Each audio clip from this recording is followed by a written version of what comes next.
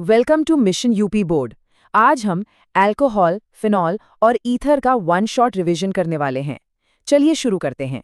बिना समय गवाए पूरा चैप्टर रिवाइज करते हैं। सबसे पहले आते हैं कॉन्सेप्ट स्नैप पर, यानी इस चैप्टर का मुख्य विचार क्या है।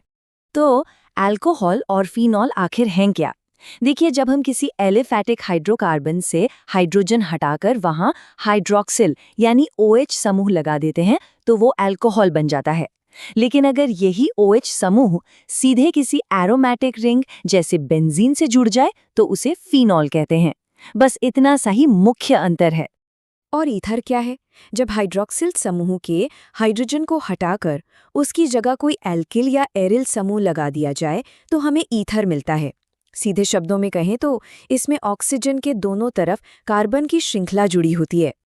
आगे बढ़ते हैं इनके वर्गीकरण और नामकरण की तरफ। संरचनाओं की पहचान करना बहुत जरूरी है। वर्गीकरण के लिए सबसे पहले कार्बन और OH के बीच के आबंध को समझना जरूरी है। अगर OH समूह sp3 संकरित कार्बन से जुड़ा है तो वे प्राथमिक, द्वितीयक या तृतीयक अल्कोहल है। वहीं अगर ये सीधे sp2 संकरित कार्बन से जुड़ा है, जैसे बेंजीन रिंग या किसी द्विबंध वाले कार्बन से, तो वो फिनॉल या वाइनिलिक अल्कोहल कहलाता है। अब कुछ बहुत ही महत्वपूर्ण नाम देख लेते हैं।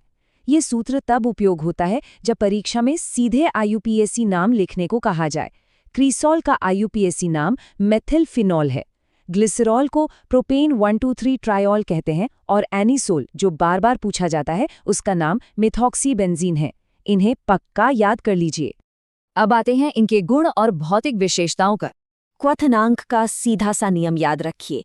एल्कोहल और फिनॉल का क्वथनांक समान आकार वाले हाइड्रोकार्बन और ईथर से हमेशा ज्यादा होता है। क्यों?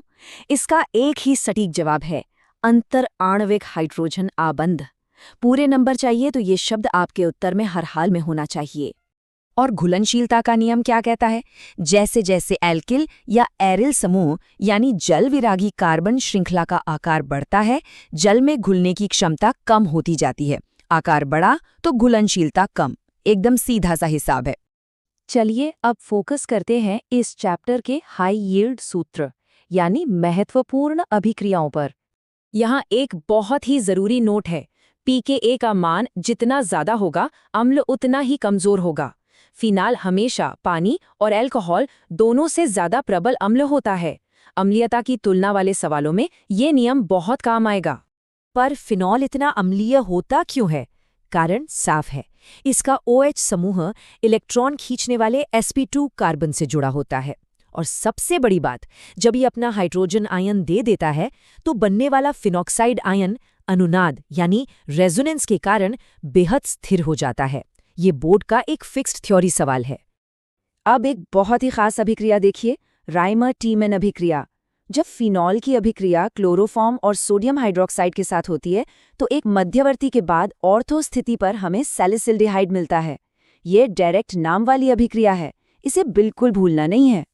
कन्वर्जन वाले सवालों के लिए एक और सूत्र बहुत काम आता है। फिनॉल को बस जिंक चूर्ण के साथ गर्म कर दीजिए और आपको सीधा बेंजीन मिल जाएगा। ये बहुत ही आसान और महत्वपूर्ण कन्वर्जन है। अल्कोहल का विहाइड्रोजनन भी बहुत महत्वपूर्ण है।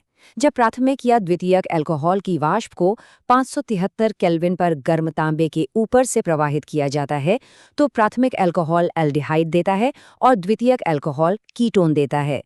यहाँ 573 केल्विन का तापमान याद रखना जरूरी है। अब बात करते हैं इलेक्ट्रॉन रागी प्रतिस्थापन की। फिनॉल का OH समूह बेंजीन रिंग को सक्रिय कर देता है। अनुनाद की वजह से ऑर्थो और पैरा स्थिति पर इलेक्ट्रॉन का घनत्व काफी बढ़ जाता है, तो जो भी नया समूह जुड़ने आएगा वो सीधा ऑर्थो या पैरा स्थिति पर ही निर्देशित होगा। एथेनॉल बनाने का व्यावसायिक तरीका है किण्वन। इसमें 2 एंजाइम काम करते हैं। पहले इन्वर्टेज एंजाइम शर्करा को ग्लूकोज और फ्रुक्टोज में तोड़ता है। फिर जाइमेज एंजाइम उन्हें ऑक्सीजन के बिना किण्वित करके एथेनॉल और कार्बन डाइऑक्साइड बना देता है। अब आते हैं PYQ पैटर्न पर। बोर्ड परीक्षा में किन चीजों पर सबसे ज्यादा फोकस रहता है, चलिए देखते हैं। इस टॉपिक से बोर्ड में डायरेक्ट नाम वाली अभिक्रियाएं जैसे राइमर-टीमन आती हैं। अम्लीयता की तुलना और क्वथनांक के कारण पूछे जाते हैं। और हाँ, जटिल ईथर के IUPAC नामकरण का अभ्यास भी जरूर करना है। वैसे अगर ये रिवीजन आपके लिए हेल्पफुल है तो इसे ज़रूर सपोर्ट करें। चलिए अब बिना रुके एक त्वरित समीक्षा कर लेते हैं। तो आज हमने अल्कोहल, फिनॉल और ईथर का पूरा रिवीजन कर लिया।